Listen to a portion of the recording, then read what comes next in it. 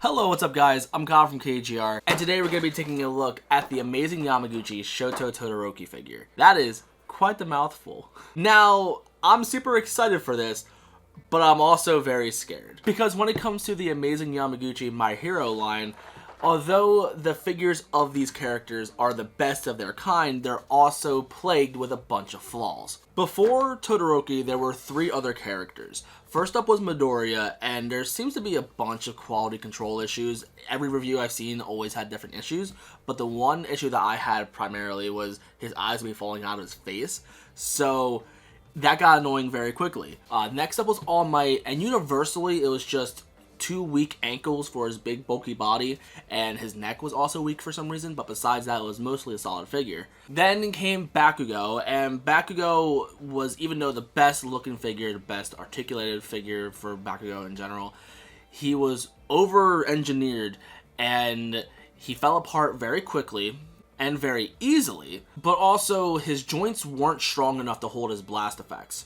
So although he looks good, he's not fun to play with. So going into this, I was very scared of how this thing was going to turn out. But he doesn't have a big, bulky, and clunky design like All Might and Bakugo. And also, instead of having interchangeable eye sockets, here all the eyes are painted on their faces, just like anything like SH Figuarts or Figma. So it kind of makes things a little bit simpler, which is good because there is such a thing as over-engineering these things, making them a lot more complicated than they need to be, or adding more steps that need to be there, you know? Now, before we take a look at the box, I want to ask you guys a quick question of the day. Who is your favorite My Hero character? Personally, I want to go with either Bakugo or Uraraka, because I love Uraraka's design so much, at least her costume for her hero outfit. And playing as her in the video games is a lot of fun, being able to keep my distance and just throw a bunch of projectiles. And with Bakugo, he's a hothead, and he has a cool design. I don't know, there's things I like about Bakugo. But anyway, now with that out of the way, let's take a look at this box real quick.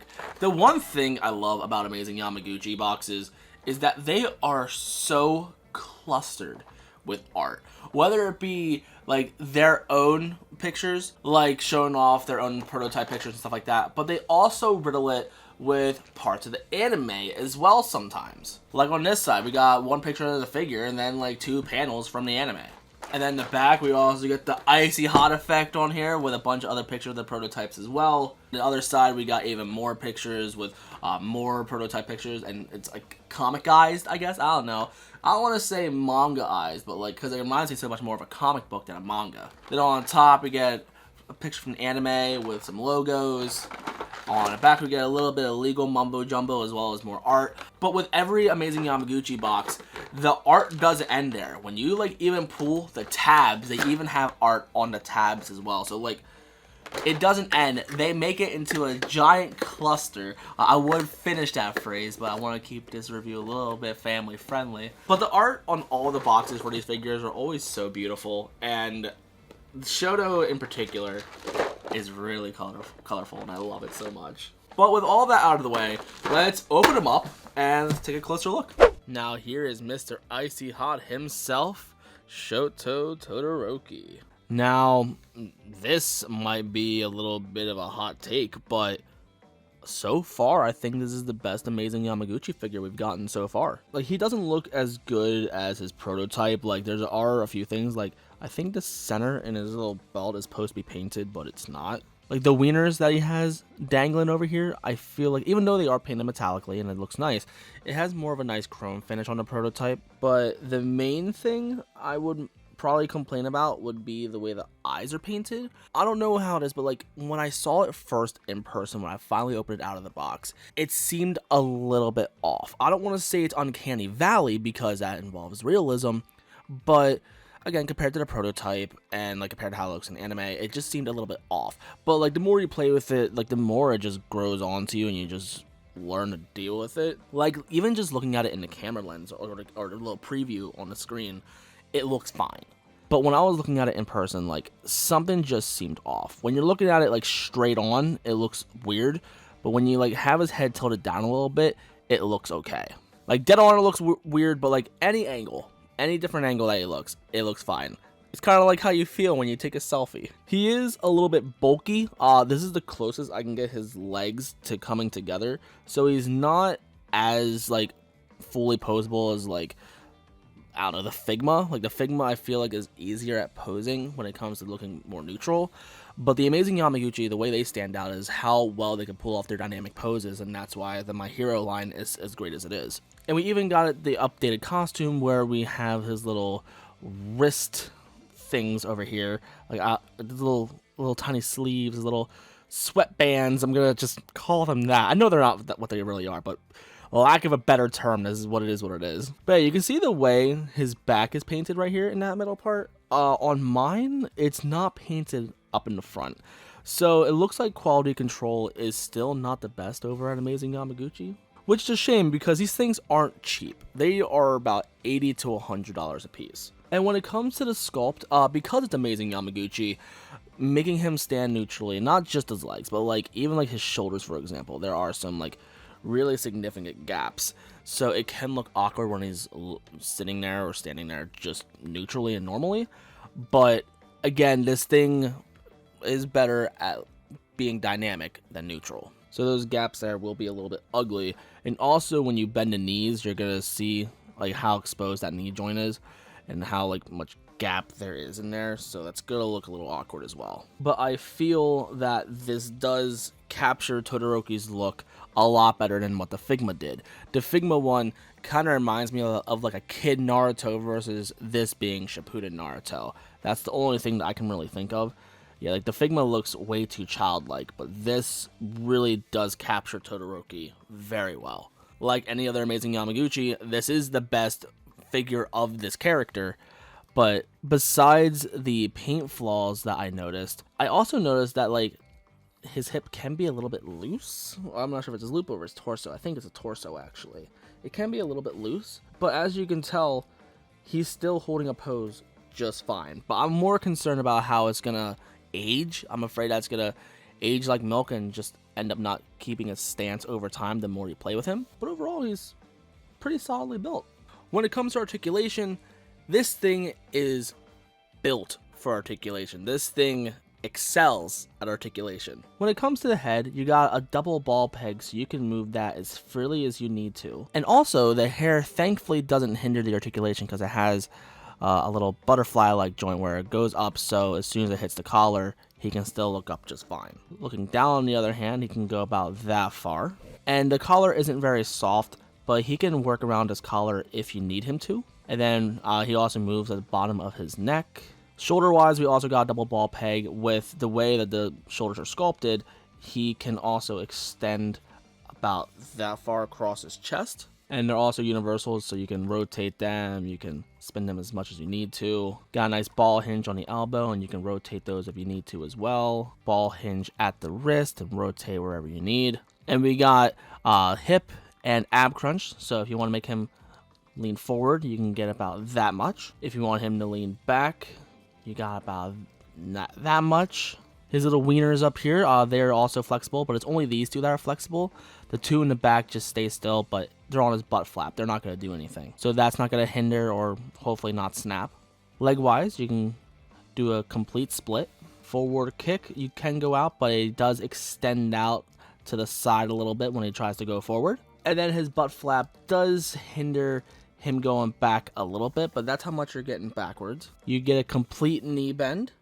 Like, to me, it just looks like a standard ball hinge with two very long pegs. Then we get the nice ankle rocker, so you can go forward and back, and you can see how it's connected in the ankle as well. And then you also can rotate it left to right. And then we also got your toe hinge right here. And this figure does move very freely.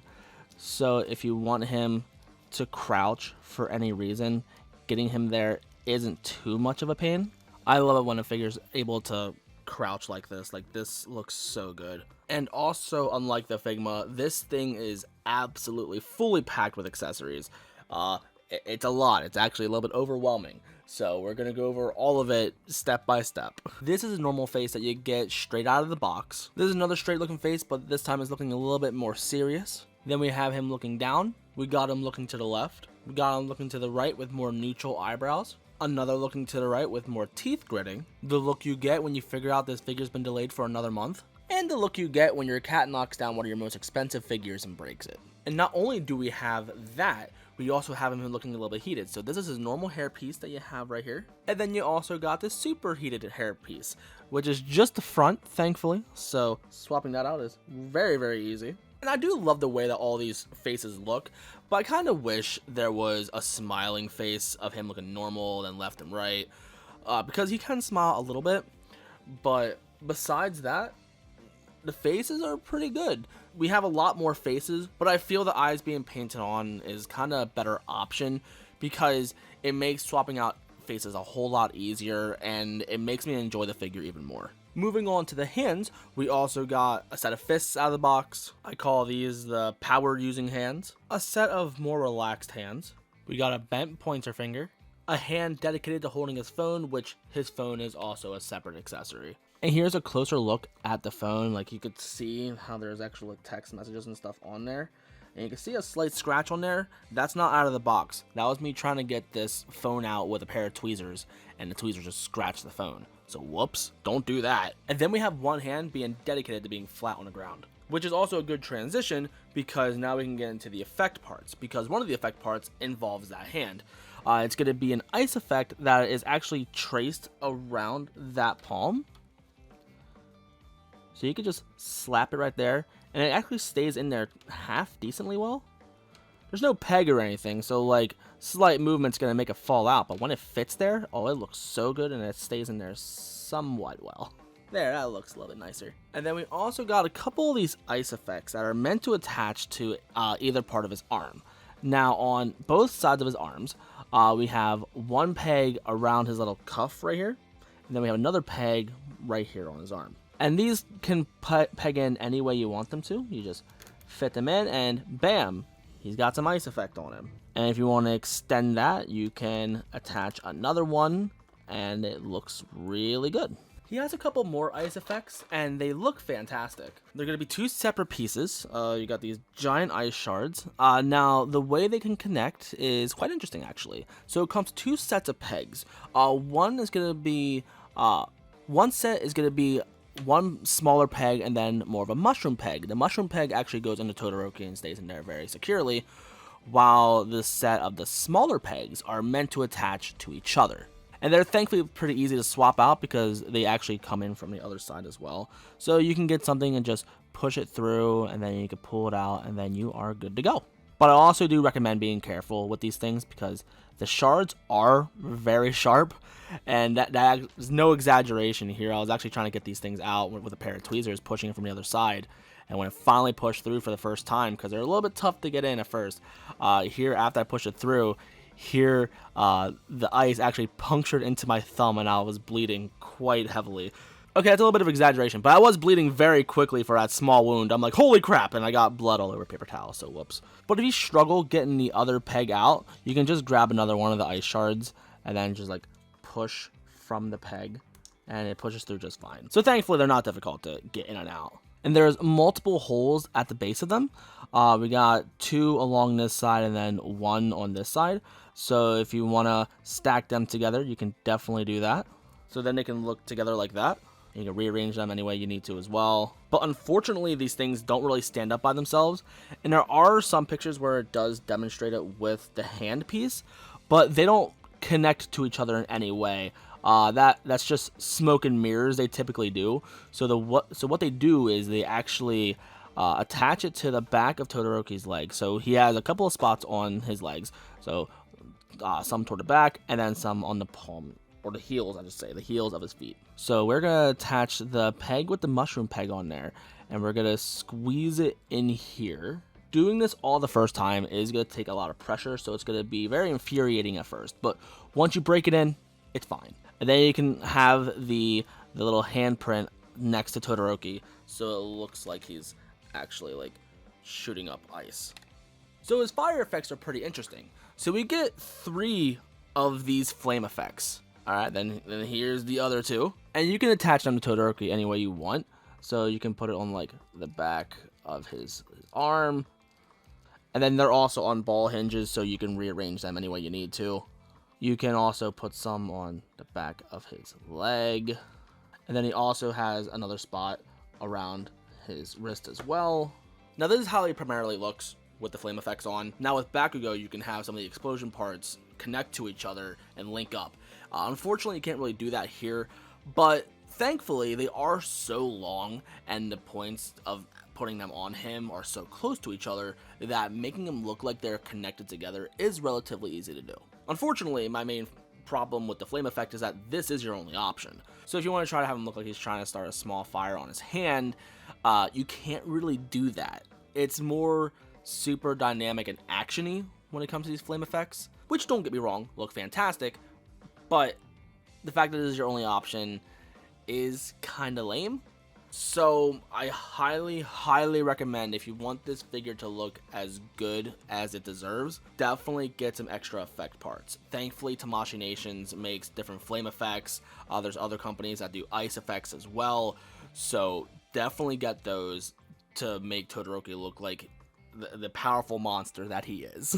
And I also wanted to mention that the wrist pieces on here, they are loose, but they're not attached to the ball hinge at all. So when you take off the hands, be very careful because those do fall off relatively easily. Part of me wishes that they were like more attached to the ball hinge, but then they won't be able to like sit there and relax on his hand when he's standing neutrally. And when it relaxes on his hand, it looks so nice. So I can understand why they designed it the way they did. But yeah, the effect parts are definitely cool.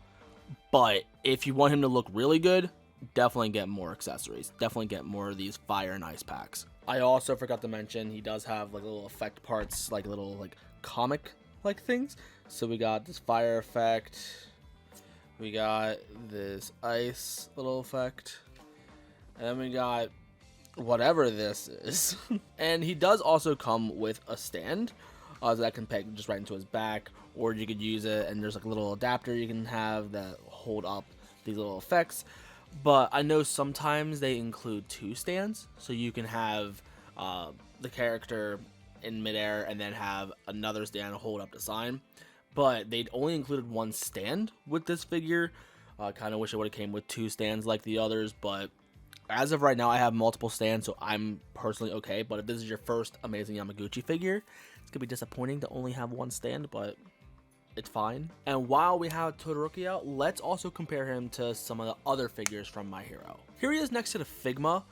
He's a little bit taller, and as you can tell, the Figma does definitely look more like a child compared to the Amazing Yamaguchi one. It definitely holds a lot more detail, and just overall just looks better. Here he is next to the Amazing Yamaguchi Midoriya as well as Bakugo. And here he is next to Kirishima as well as Uraraka. Now, I think he probably is a little bit taller compared to those, but if they're in dynamic poses, you're not going to notice anything, and they look fantastic all together. So overall, what are my thoughts on this figure? I'll be straight up, this is the best Amazing Yamaguchi My Hero figure that's come out so far. Besides the one mispaint on the front of his belt, there is no real quality control issues I gotta really worry about. There is no buyer beware for anything besides maybe you might want to buy some extra effect parts if you want to express them that much. But even then, like, this already looks fantastic. There's parts of me that wish it would have came with a little bit more. Like, I wish it would have came with an extra stand or at least an extra arm. But again, I already have so many of these stands, it don't even matter. I wish it would have came with smiling faces. But even then, he doesn't smile all that much. I wish he would have had a little bit more options of looking to the left, but again, what we got is already incredible. This thing is miles better than what the Figma gave us. And I have quite a few friends that do stop motion as well, and some of them have the Figma Todoroki. Yeah, this thing is miles better than that. Like, definitely upgrade to this if you haven't already. I'm keeping my Figma Todoroki just so I can still have the complete set, but if you want a Todoroki action figure, this is definitely the best one to get. And it has me very excited on what the future holds for Amazing Yamaguchi now. Endeavor is probably going to look fantastic. Hawks, oh man, I can't wait until Hawks comes out too. Amazing Yamaguchi definitely has this one in the bag. They definitely did a fantastic job with these My Hero figures. They're definitely the best figures on the market. And that's it for the review. If you want to pick up this figure yourself, I'm going to have links in the description on where you can pick it up. And these are places that I've shopped at before, so they're completely trustworthy. And if you're new and you like what you saw, you know what to do. Also in the description, there's going to be my social media, so if you want to check out my Instagram or anything, that'd be pretty awesome. And also, when pre-orders for anybody else, like Hawks or Endeavor or any other characters that haven't been revealed yet, if they go up for pre-order, I will have videos of those going up, and I'll have links to them as well. But let me know in the comments, do you plan on picking this guy up? And thank you for watching. I love you guys to death, and I'll see you on the next one, so peace.